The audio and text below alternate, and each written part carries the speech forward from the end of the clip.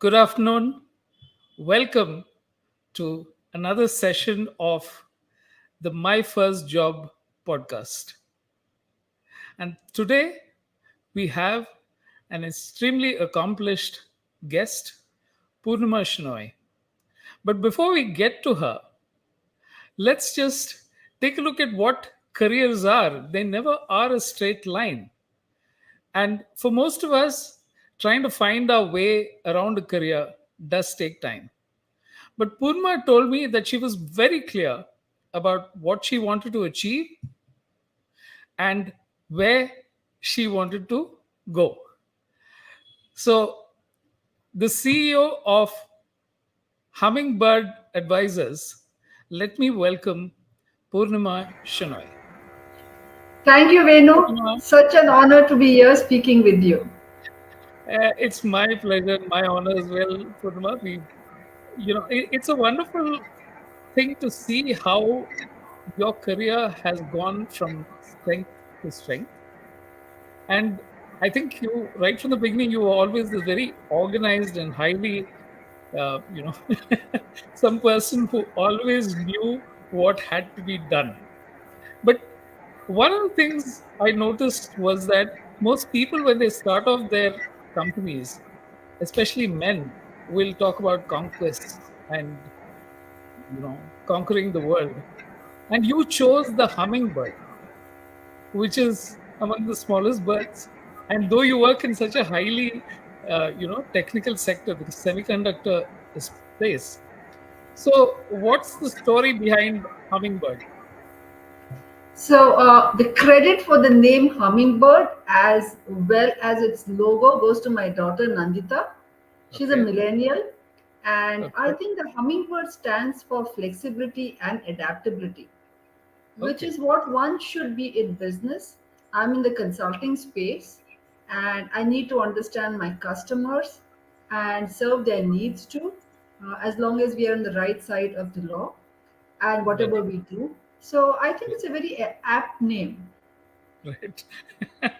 But like I said, that's one of the places where you begin to see the difference between how women see things and how men see things, even though they are, there are things that come in. So, even your start, that is, you took French tuitions when Yeah, you so were, I love French as a language. I feel it's very okay. similar to mathematic tables, Oh, especially the conjugation of verbs. And okay, sometimes I really wonder whether I should have studied, my debate when I was in college is whether I should study French or political science. And okay, then I went and did something totally different. okay, But my love for the French language never goes away. And I feel okay, very thrilled, when I watch, let's say, French movies or Hercule Poirot, for example, and can understand the French even after so many years. right, So when I was in college at Mount Carmel's, so I studied French for 7 years. And okay, if you want to make a little bit of pocket money, tuitions helped. So French tuitions were it. right, So I didn't do it for too long, only in the final year. But let's okay. say I had a good time doing it. I hope my students had as good as a time as I did learning from me. But you're saying you learned French only in college? You didn't have a link with the language earlier, or No, no, I did it from school. So I okay, grew up in Goa, and where we had a choice of, we had English, we had Hindi, and we had a choice of either Marathi or French. And Marathi is something that one could learn in day to day life over there. And I was so fascinated by the French verbs and the conjugations that I took French all the way from standard 8 to the second year of degree. So I studied it for 7 years. okay, And then I went to the Alliance Francaise out here at Bangalore. I couldn't believe it, Formally in school we learn theory, how to write and read, but we never learn how to speak and to pronounce. And the okay, Alliance did that for us. So okay, yes, I mean, I have very happy memories of learning the language. okay. So then, from tutor into your first job, which was with an advertising agency, so Yes. how did that come about? When I was doing my MBA, I really liked marketing. I specialized in marketing. We had only one elective at that point of time, And advertising is what fascinated me. And more than that was advertising research. This was way before data science and analytics were even thought of as subjects. And I always felt, the market, if we knew the data and if we could analyze it better, we would have more targeted messaging. So I started off in advertising research, and I had this wonderful boss called Arijit Ghosh. I think he's from IIT Kharagpur, but Yeah. the most brilliant lateral thinker that I know to date. I've never met anybody like him. And Right. sisters that it later became Sachi and Sachi. I think he was the first person who saw the potential for advertising research. This was before the internet era, so it was still from print publications, and that's where I started off. Even today, I always go back to data. I mean, data doesn't lie. So Mhm. gut feel is good, and I like gut feel when I relating to people. But if you want to take a decision, nothing like data. There is a bit of luck involved there, like you said. Coming across the one person or one of the few people in India who understood the importance of data in advertising, because as we've seen, advertising agencies have kind of split between digital and the traditional agencies. Because the traditional agencies never really managed data or they understood the shift, whereas Yeah. digital agencies focused on the data, but they were not too close to a customer. At least that's the way I see it. But now, of course, that whole line is blurred and things are have changed quite a bit. So, uh, do you remember or recall any specific things that you worked on in Sisters? So at that time, HMT and Myco Bosch were the two largest accounts. And let me say, I was not too popular with the copywriters and the design folks who could not understand why you needed data. I mean, why was color so important? I mean, I felt color, a lot of things which we take for granted today with a lot of analysis. And at that time, it was all on gut feel. I mean, gut is good, but to put big budgets and marketing budgets on gut feel, and you have a very young rookie out of college trying to tell you that look at things differently. I'm sure they must have hated me, and not as a person, but for what I was trying to say. Okay. So then from advertising, you made another pivot or changed from there into a. So, what is it that went through your mind when you decided that you needed to move to the next level? Because some of these they come to you, people, things happen. In your case, what happened? I wanted more money, Okay. and I wanted a better salary. I loved my boss, I loved my colleagues, I loved the environment, but the money was not good enough.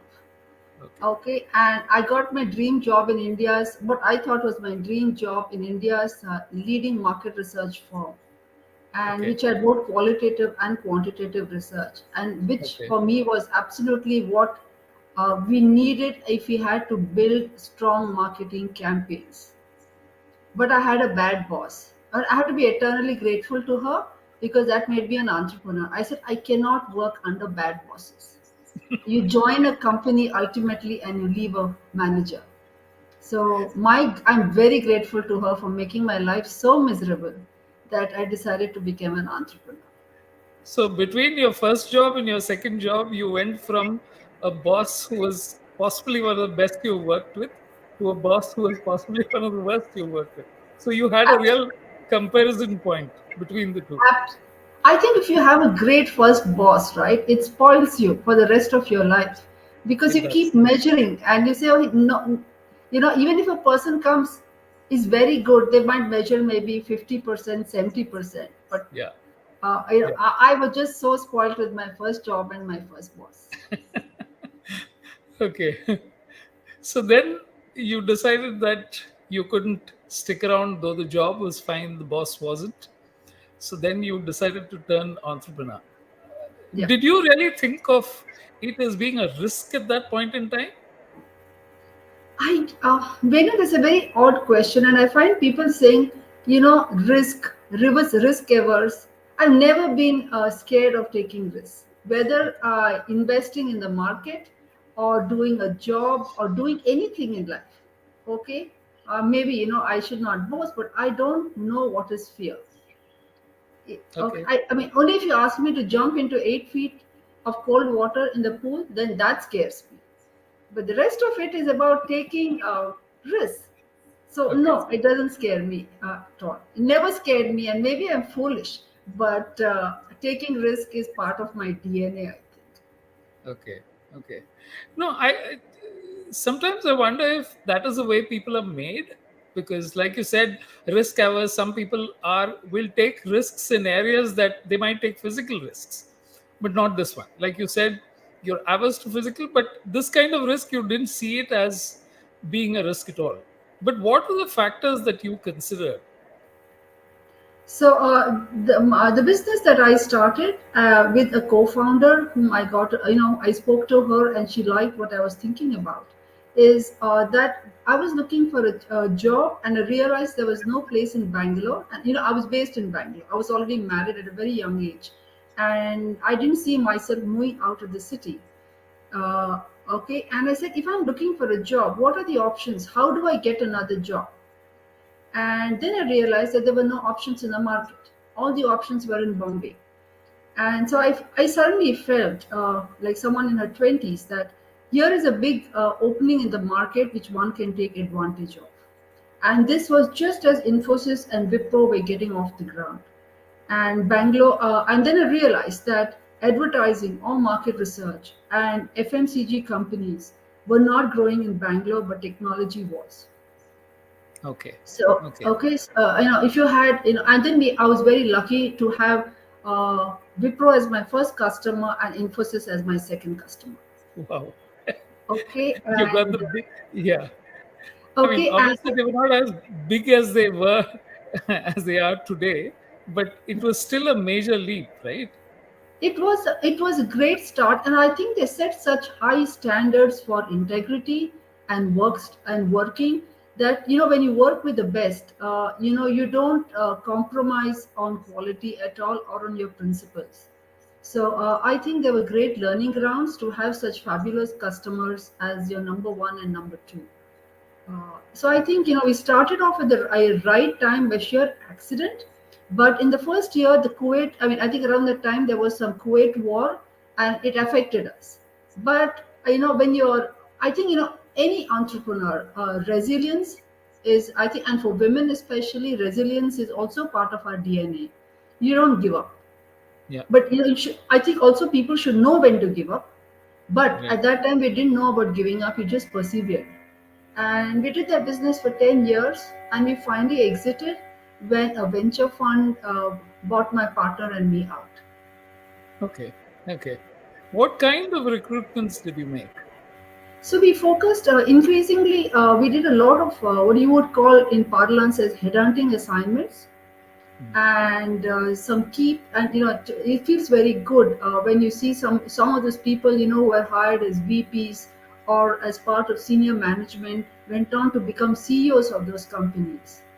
So, Okay.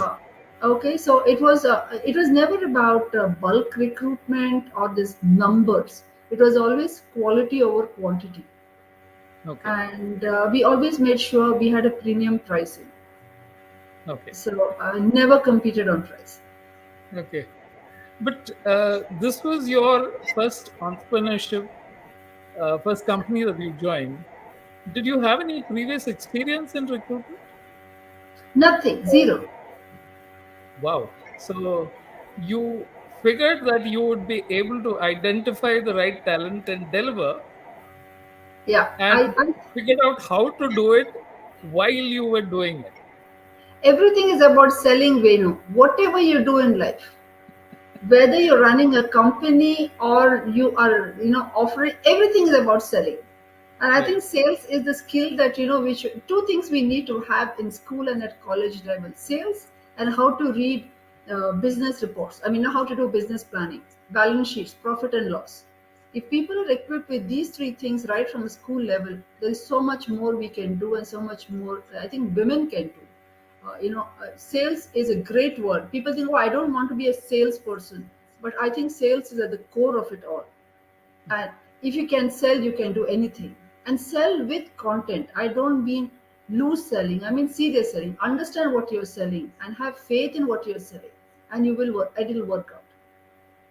So, how did you go about recruiting people? The requirements were fairly large. You would have I'm to not find giving them. away. I'm not giving away any secret sauce, Reno. Yeah, I know that's where a lot of things are hidden. You've given part of it by saying yes, you had to sort of know how to sell well. Yeah, because I think that is really the point. A lot of people assume that second stage is where you have to think it through. How do you get these people? How do you locate them? How do you figure out which I think are the points where you excel, which is why I think you built it over 10 years into what it became. So then that I think was another gateway. How did you see yourself moving forward from there? Uh, After Nexus, which was my company's name, was acquired by E4E, the venture fund. I worked there for some amount of time, and then I took a break of about 6 months to understand what I wanted to do in life and what were my priorities. And at that time, I was very intrigued by what industry bodies were doing, and I thought they had a very pivotal role to play in shaping the economy. You're representing a sector, you're representing industry out there, and industry is, after all, people. Everything is about people. So I worked with NASCOM for a while, and then I worked with the Manipal group heading their marketing and strategy, where I worked with two great guys. I've been so fortunate in the people that I worked with. One was Dr. Ranjan Pai, who now heads the group, and the other one was DA Prasanna, the person ex G and ex Wipro head. And I really, I turned from a person who was focusing on inputs to being totally outcome driven. So I'm very grateful to them because they saw obviously some potential in me, which I did not see in myself. The hours were long, there was a lot of travel, but the learning was tremendous. So when Uh, you say industry body, you of course are the founding president of the Semiconductor Association in India. So was it something that you saw because of the interactions you were having, or you felt that given that India was a growing power in IT services, this would be one of the areas that needed to be focused upon? Actually, the IAC, at that time it was the India Semiconductor Association. It went on to become the India Electronics Semiconductor Association. About 33, I understand about 33 companies met together at the Leela in Bangalore and said we need to have a trade body of our own. Semiconductors are not IT services.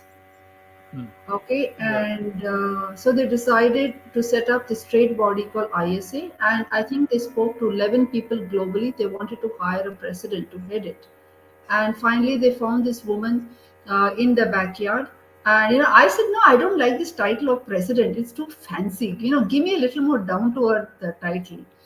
Okay. Okay, and anyway, they found me suitable, and I wasn't even interviewing for the job. I was, when you have some great CEOs sitting across the table and saying, "Purnima, we want to do this," and you are an entrepreneur at heart, and see it as an entrepreneurial venture. So I started by like employee number one, registering the company, opening a bank account, working with some really nice. In a semiconductor industry, always say has the nicest human beings. Right. Okay, wonderful human beings. And at that time, a lot of people try to say, you are going against NASCOM. And I said, no, this is a David and Goliath battle. We're not doing a battle.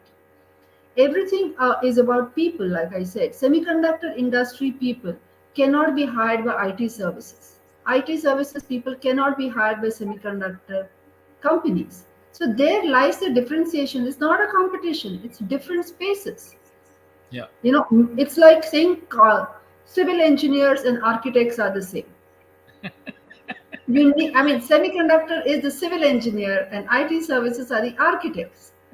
It's only in India that the architects came before the civil engineers.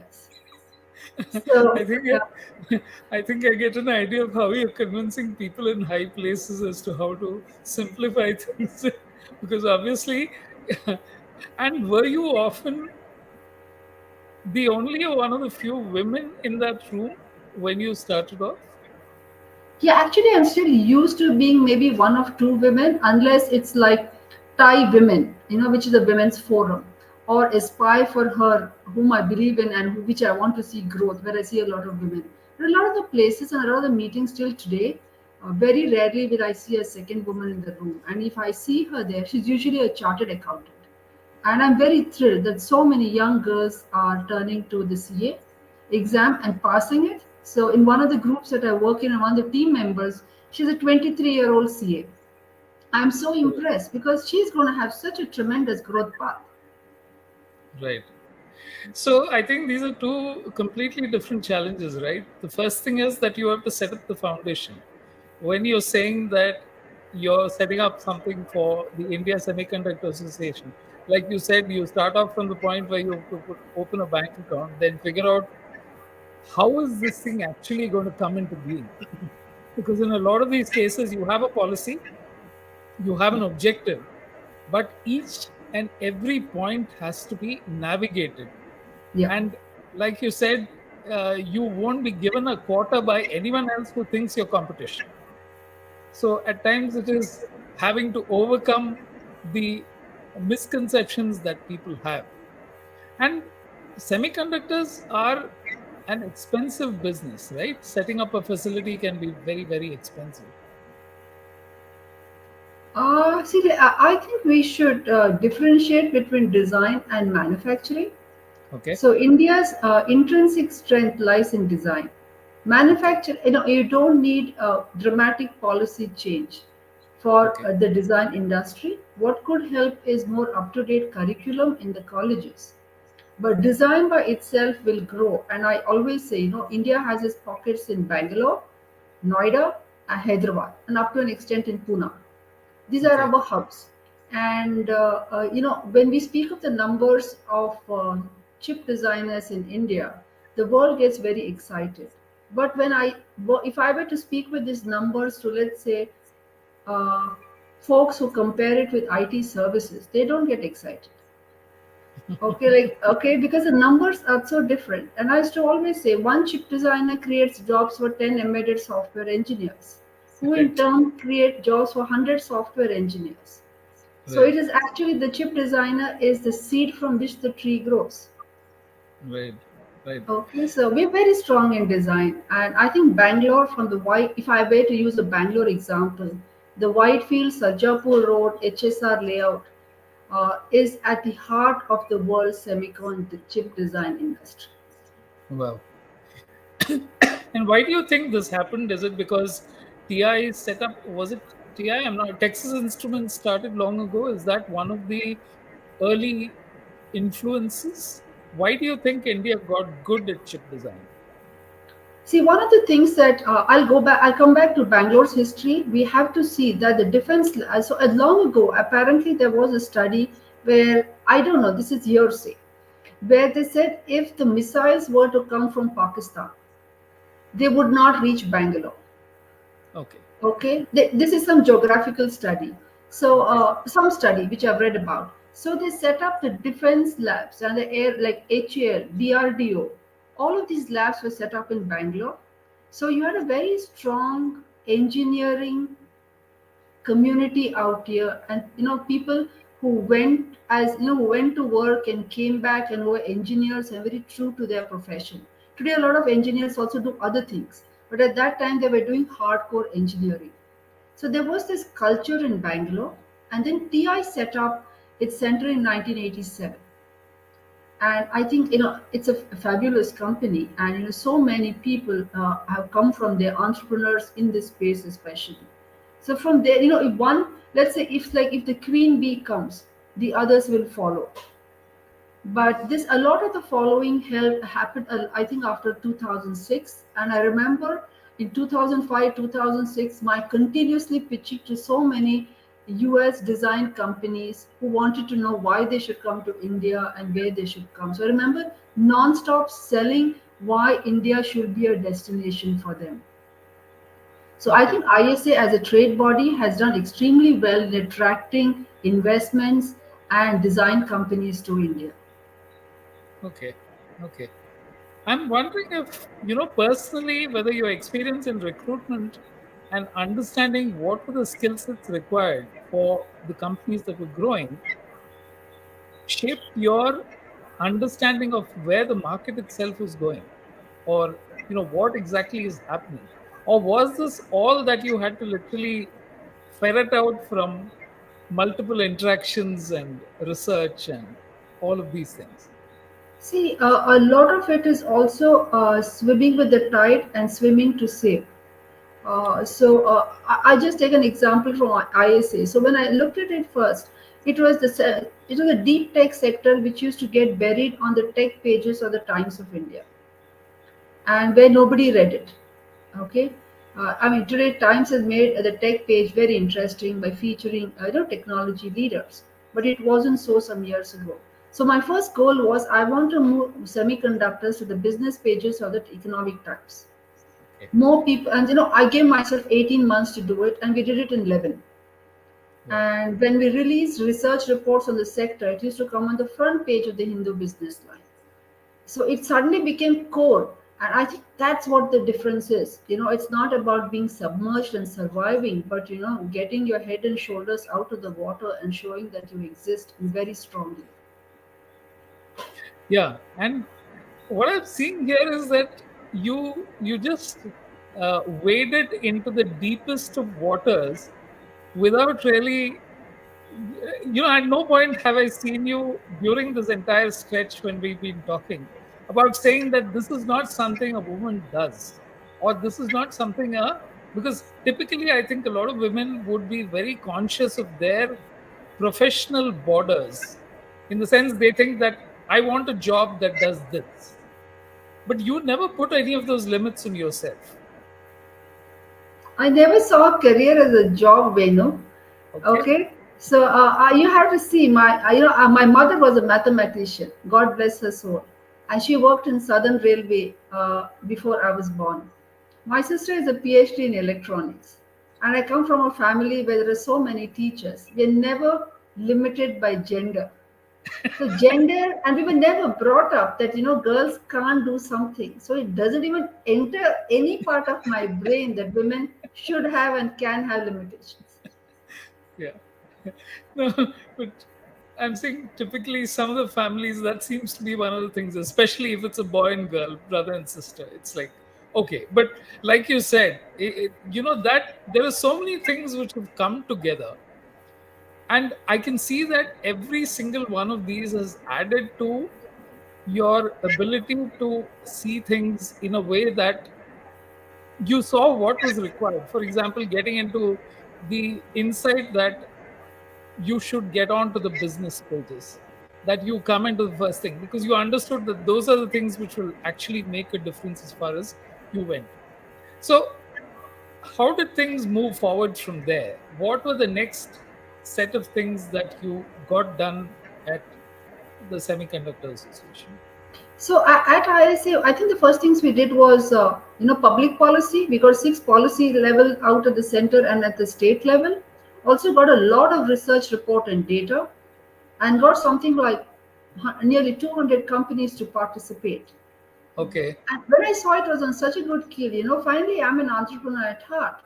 And I wanted to get into the edtech space. I thought there was tremendous capability for great content. And possibly that is the only, I wouldn't say it was misjudgment. Maybe I was too early.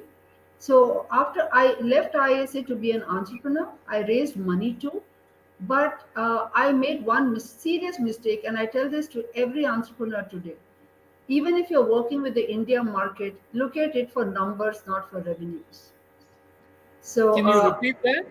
I say I look at it for numbers, not for revenues and not for profitability.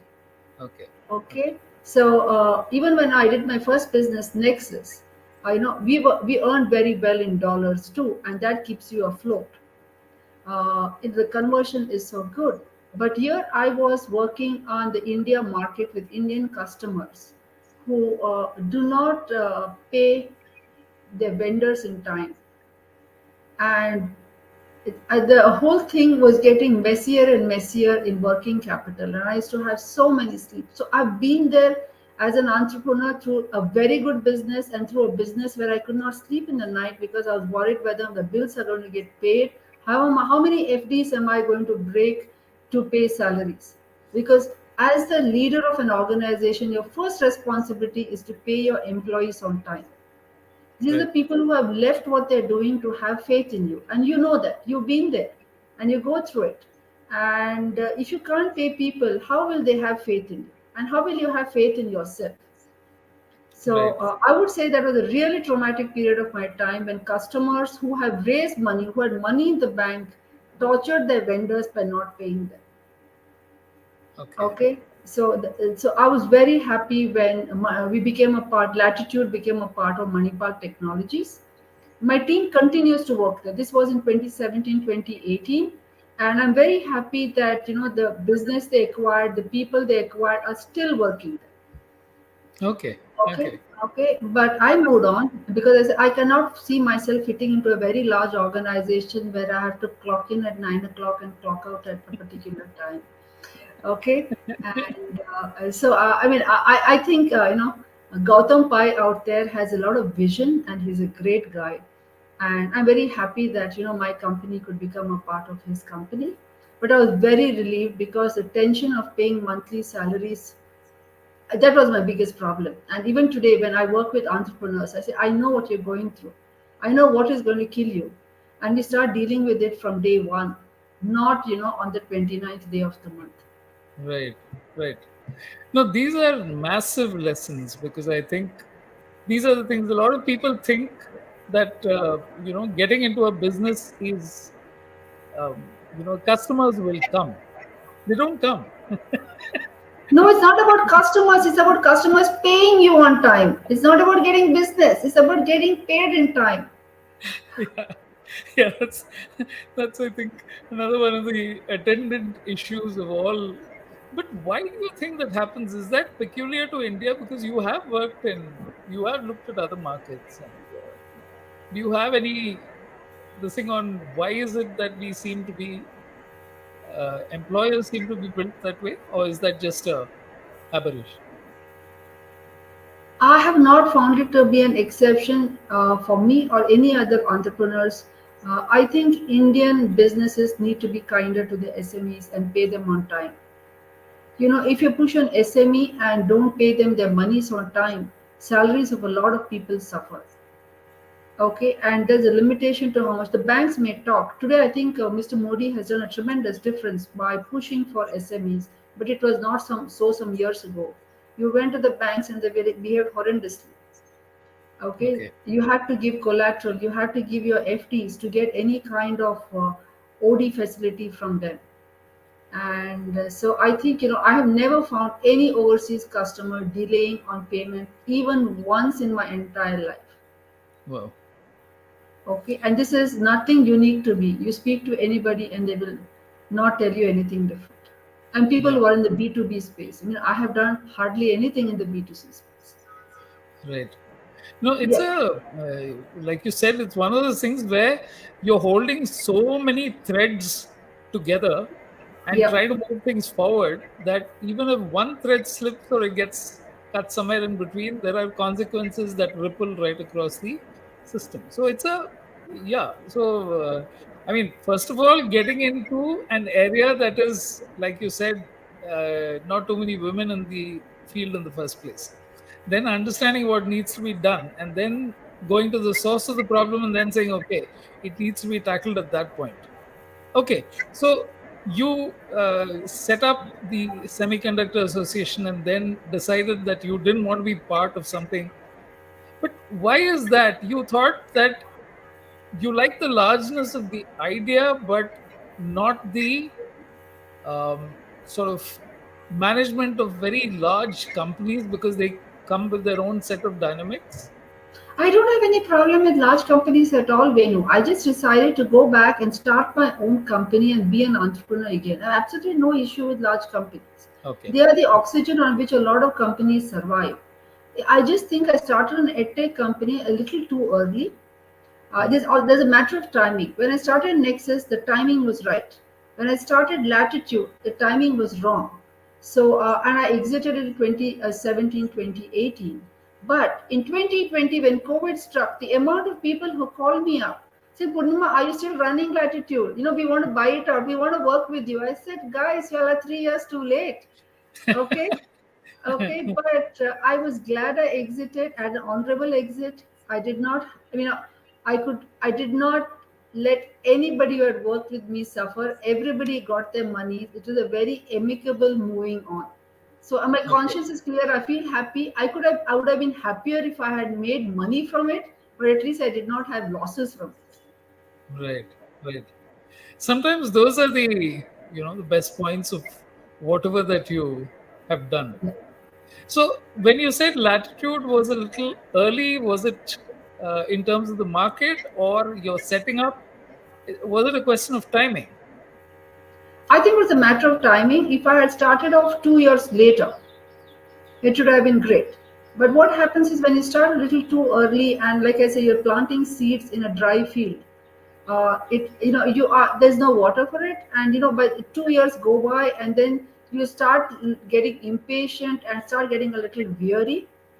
Rather than starting 2 years later when the timing is right, and then everything works out well. So I think the timing is a great part of luck. Luck is such an important factor. Yeah. So I've Right. seen it earlier. Luck works. Of course, luck works.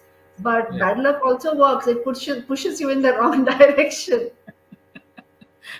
But what is Latitude's main? What is the focus area? So we were creating content. We're a Okay. content creation firm, but educational content. I mean, like for example, we did one of the alliances that we had was with IEEE. Okay, so we create content for online learning.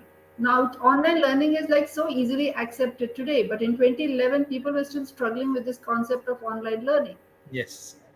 Yes. So it's a matter of timing. So 2011 was too early, but by 20 it had matured into something which was red hot. Now, Absolutely different. Absolutely different. okay. Yeah, these days I think online learning, okay, or the edutech or whatever it is that you call it now, has to so many this thing. But what made you think at that point that this is the way it's going to go? Was that a kind of gut feel or was it intuitive? I did not have too much of data, but I felt that people would be wanting, there were so many, especially in urban areas, there were so many people who were going to work and who wanted to improve themselves. How you cannot, if Bangalore teaches you many things. If I'm staying at one end of Bangalore and there's a great class going on at the other end, you cannot travel there. Hmm. The traffic is so horrendous that Hmm. your life is limited to a particular geography. And I felt at that point of time that people are going to start learning online. And why will I go and learn online only if I'm going to get some great teaching and content material? Okay, so like I said, I'm not a B2C player, so I do not know how to go and sell to consumers, but I know how to get customers who can deliver to these consumers. Hmm. Right. Okay, and the government did so many flip flops. First, they said the universities can do online, they can't do, they can do. It went back and forth so much. And when you are someone who is supplying that content, you're also feeling the flip flop. Right. Right. But today it's like accepted. Universities can deliver content online.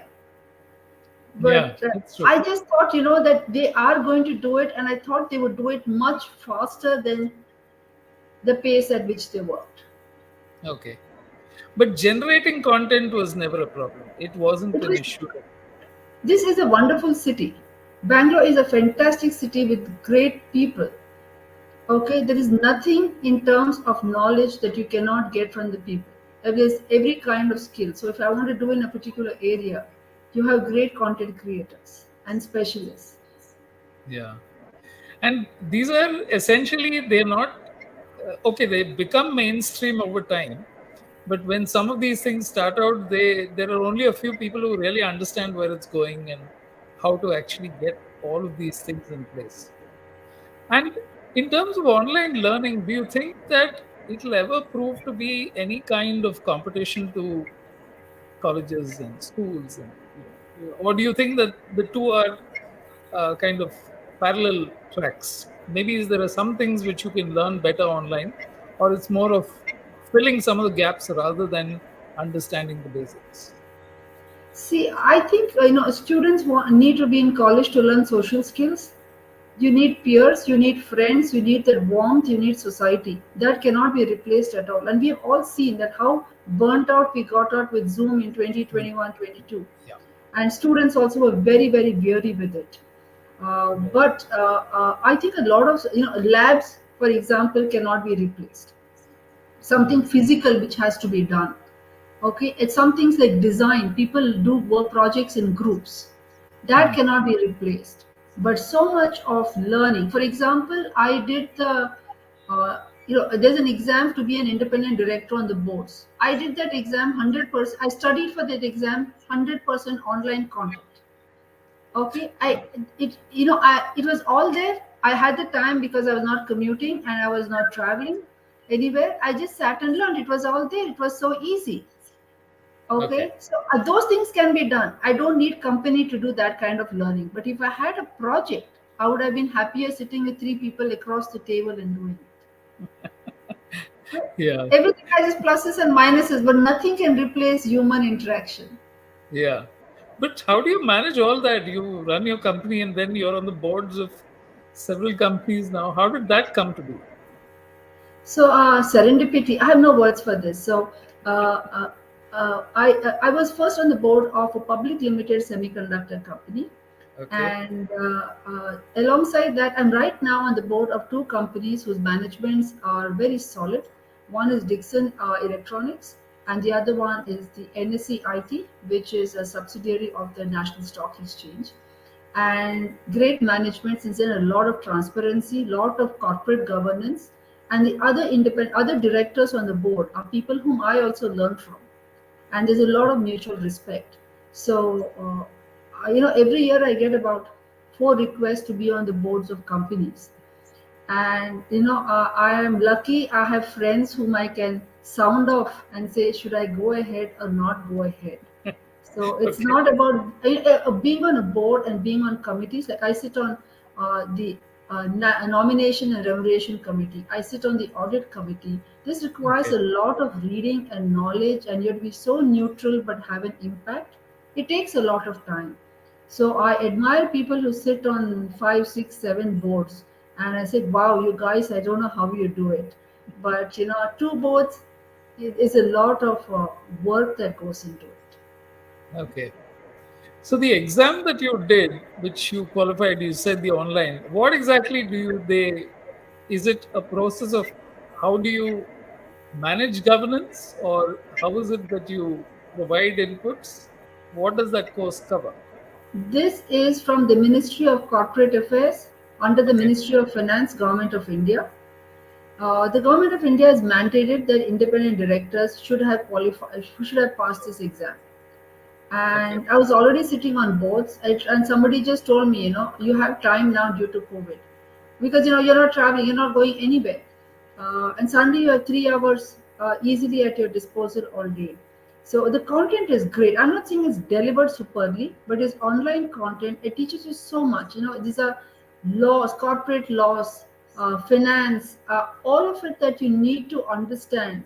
What are related party transactions? What is right? What is wrong? There is nothing gray. So I think the car is really good learning. I could apply so much of it after I did this exam in the May of 2020, and I think it is great. And anyone, even if you don't, if you want to run your own company sometime, if you know this, it really helps you keep good governance. Okay. And from this to continue, so Hummingbird Advisors is looking at semiconductor design opportunities. What exactly is the role that Hummingbird does? So we are a consulting firm, and there are a couple of things that we work. I work on basically three projects at a time, and I put up teams by project. So, for example, so I can speak about some of the things that I can speak about. For example, CDOT has just got decided to support innovation and startups in the telecom space. Okay. So the whole policy document for that was put together by us. Okay. Okay, Okay. and CDOT is a great organization with stellar people within. So we got good inputs and good sounding boards, and it took us 3 months, but we have a very comprehensive policy with all documents, so they can just go ahead and implement it. Okay, Okay. that I'm just sharing some of the work. Right now, we are helping a company in southern India which wants to get into the semiconductor industry. So I have a great team with one of the best leaders in the electronics manufacturing space, a great finance guy, a great strategy person, and myself, and we're putting the whole recommendation together for them. Okay, just handled the acquisition of an Indian design company by US Public Limited Semiconductor Company. And so these are some of the assignments, and they're all in a deep tech related space. So you can see they're all first cousins to each other, but Right. but it is fascinating. And since I'm not about quantity and it's always about quality, I spend a lot of time thinking about it and relating to my customers. Besides that, I support three startups. One Mhm. of them, which is very dear to my heart, is Aspire for Her, set up by my friend Madhura Dasgupta Sinha. She and I were Chimning scholars to the UK many years ago, and our How friendship did has that continued. come about? Sorry, that was a slight. You got into that as one of the things that was mentioned. How did you become a Chevening scholar? What exactly happened there? So, a British Chimning scholarship is a mid. There are lots of kinds of scholarship. This was for women in leadership and management, Okay. and this was a mid-career thing for me. It really, there were 12 of us who were selected from India, which is about, I think, about 12 out of 500 applications. Wow. Okay, we had some 4 5 rounds of selection, and we spent Okay. 3 months in the UK and really good learning. We had a project, we did it here, we did it there. There was a lot of bonding, and six of us are very close even today, so many years later. But it actually gave me a great direction. I should give a lot of credit to the Chimney Scholarship because it set me at some time your one's mind is a little clouded on how do I proceed, and then you see women from who are your peers, who are in different spaces, how are they proceeding with their lives, and then suddenly you see no obstacles at all. So I would give a lot of credit because it just removed, if I had any reservations or barriers in my mind, they just went away. Okay. Okay. And so Madhura set up Aspire for her, and I've been there from day one supporting her because I think what she's doing is going to be of so much economic importance. It is not social cause, it is an economic cause. Okay. I also work with Uniquin, which is set up by this amazing young entrepreneur called Roshni Mohandas. She's worked with Okay. Infi and with IKEA. And this it's an enterprise SaaS company for product pricing in e-commerce, again in the B2B space. And third one is a processor company out of Indian Institute of Science called Morphing Machines. So I'm Okay. deeply involved with these three companies and Hummingbird and the board positions. I do nothing else. Uh, I cannot take on any more assignments, and I'm very long term with these companies. And yet, you managed to write a book and bring up a fine young lady. So, Yeah, I we'll also talk kept a about. great marriage going. You have to remember this. I've been very happily married for many years. Yes. Yes. So that's the thing. How did the book come about? Okay, so I wanted to write a book since I was 14 years old, Okay. and credit for the book should actually go to COVID. Okay, because like I said, the two things that happened during COVID is I passed this exam, and the other thing is I wrote a book. Wow. Okay. I mean, you get so much of time suddenly, right? You're traveling nowhere. You are not commuting. You're doing everything from one physical location. So, my co author Supriya Panchangam is an amazing young person, and I think she'll go far. I like her thinking, I like the way she puts things together. And we wrote this book in 3 months. But it took us Okay. another 3 months to get it published, the editing, all of it. Right. And it was released at T Hub last year on Women's Day as part of the Women's Day celebrations. And T Hub CEO MSR M Srinivas Rao was very supportive and he released it. and it went to number 6 on Amazon's business books, and I think that gave Fabulous. me great thrills. So, is it, how would you describe the book? Is it covering things that women would have specific uh, the things as entrepreneurs, or is it a kind of reference guide? How exactly would you So the classify the book? book is called Accelerating Her Business, Right. and it's more like a guidebook on how to help you accelerate women's businesses.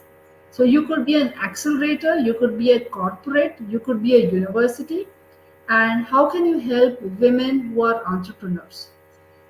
Because the needs of women and the way market treats women who are entrepreneurs is very different.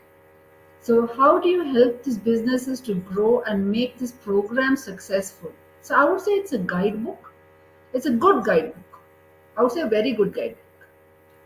How do you see that difference? Are there a couple of things that you can say about how businesses or accelerators see women entrepreneurs? What are the differences you've noticed?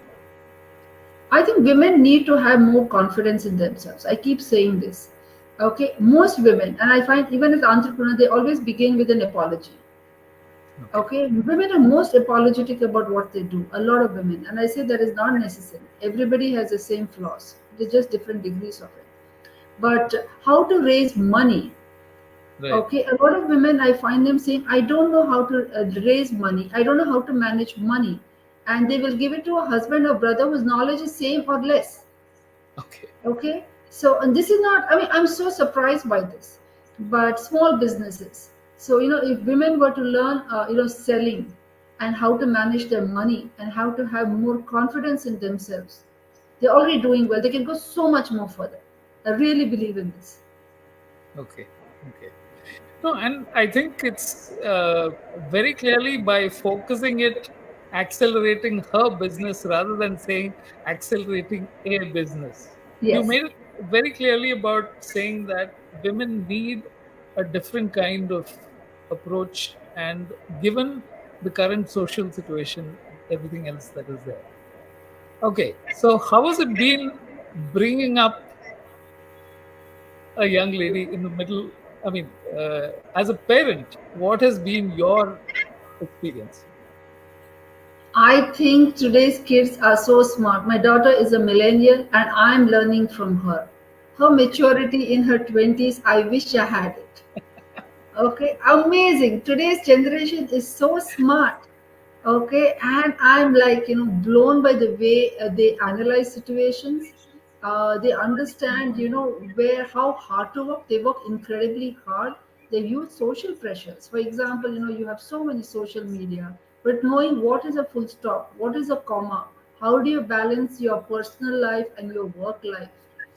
At one time, I think in my 20s and even in my 30s, everything was a comma. There were no full stops.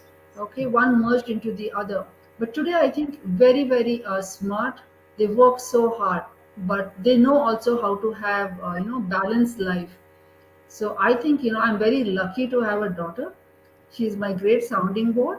And I mean, like I said, that's what I said. And she works she's an interaction designer. She works Right. at Mindtree. So I'm very happy about where she is.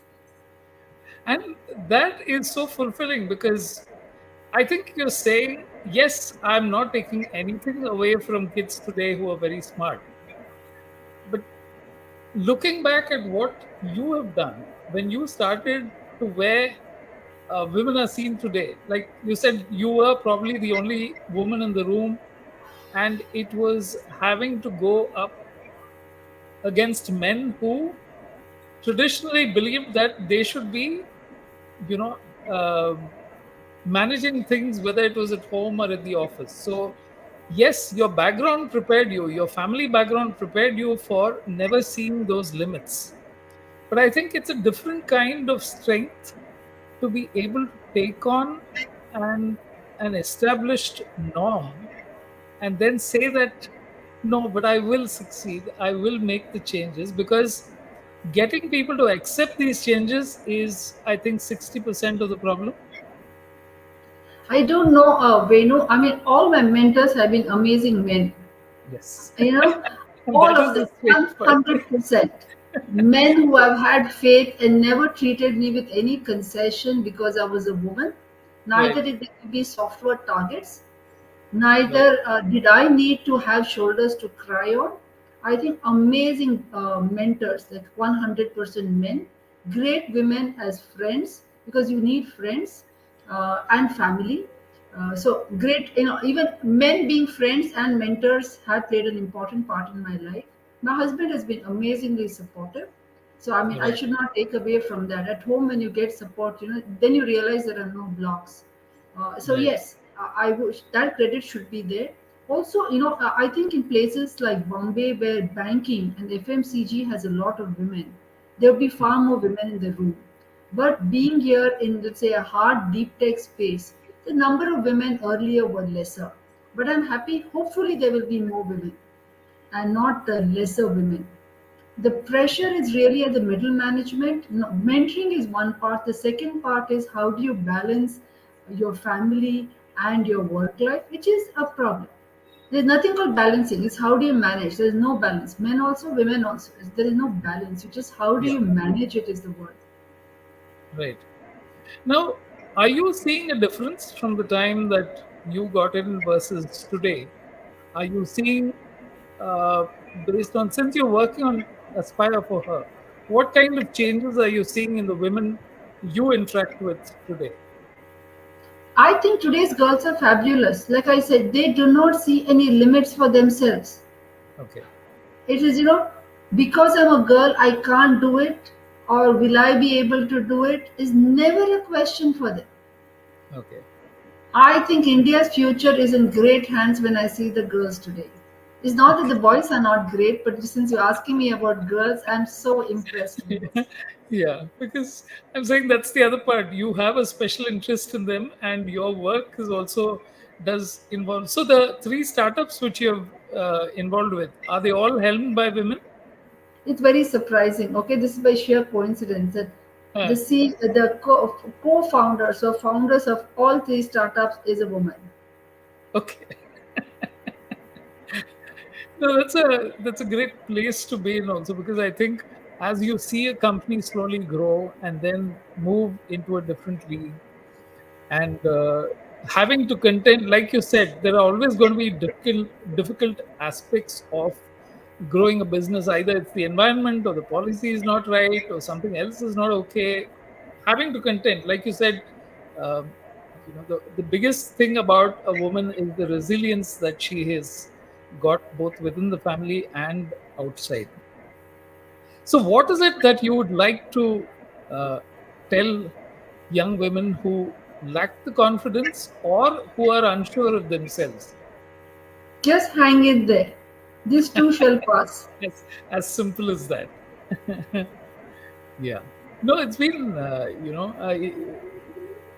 I think it's been a wonderful experience talking to you, Purnima, because from the time you started, one of the things you said was that you were always very clear about what you wanted to achieve. Where do you think that came from? Because a lot of people are not clear. Is it that you simply have an ability to analyze things and then act in a way that ensures that you know exactly what needs to happen? No, it also comes from knowing what you don't want to do. So it eliminates, let's say, a lot of things off the table. There are Okay, things that I will not compromise and which I don't want to do. So it makes life easier. It just okay. removes, the chaff from the wheat. So then it becomes easier as you go along. So instead of saying what do I want to do, be very clear about what you don't want to do, and the options will present themselves. You know In a exactly way, what yes. needs to be done. Yeah, in a way that becomes the same. So it's been wonderful talking to you, Purnima. Thank you for sparing the time. And I think you've taken us on a journey which is quite rare, because let's face it, uh, at the point when you got in and then you worked your way up into being the president of the Semiconductor Association, like you said, it required a lot of uh, anticipation, analysis, and action, all of which you displayed in equal measure. So whether it was seeing how the future of content would play out and how online. And I think you gave a very clear example of where online works and where online doesn't, to everything that you're doing for women today and how you see the focus and writing a book. As usual, I'm always amazed at what women are able to achieve, because men have everything spread out on a plate in front of them and they'll still say that, I don't have enough. But women stepping back are able to do so much more. Thank you, One more Venu. You time. have been such a fascinating interviewer. I don't know whether I spoke too much, but you certainly got me to speak. No, I'm glad you did that, because the thing in all of these conversations is I'm not looking for a very clear. I want to understand the mind of the person who's, what were the decisions and why you made some of those decisions. It's very easy to get a listing and a point by point, but if you stop to examine what happened, then I think the conversation goes in fascinating directions. Thank you. It's been Thank a you. pleasure interviewing you. And thank you for coming on the show. Thanks a million. Thank you, Venu. Bye bye. Thank you. Bye.